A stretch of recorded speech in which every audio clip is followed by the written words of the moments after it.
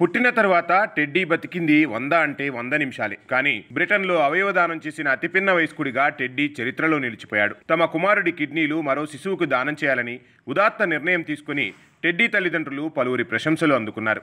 ఈ ఘటన బ్రిటన్లోని కార్డిఫ్ నగరంలో చోటు చేసుకుంది. కవల పిల్లలు పుడుతున్నారన్న వార్త జెస్ ఇవాన్స్, మైక్ హల్టన్సన్లకు ఎంతో కాలం నిలవలేదు. పుట్టబోయే బిడ్డలో ఒకరికి మెదడులో తలెత్తిన సమస్యలతో బతికే అవకాశం లేదని వైద్యులు తేల్చి చెప్పారు. తమ బిడ్డ జన్మకు సార్థకత చేకూర్చాలని, మరొకరికి ప్రాణం పోయడానికి అవయవదానం చేయాలని టెడ్డీ తల్లిదండ్రులు గొప్ప నిర్ణయం తీసుకున్నారు. పుట్టిన 100 నిమిషాల వ్యవధిలోనే టెడ్డీ మరణించడంతో కిడ్నీలు, హార్ట్ వాల్స్ తొలగించారు. అవయవాలను 233 కిలోమీటర్ల దూరానికి చేరవేసి అక్కడ మూత్రపిండాల వ్యాధితో బాధపడుతున్న మరొకరికి అమర్చారు. ఇంత గొప్ప నిర్ణయం తీసుకున్న టెడ్డీ తల్లిదండ్రులపై బ్రిటన్లో ప్రశంసల వర్షం కురుస్తోంది.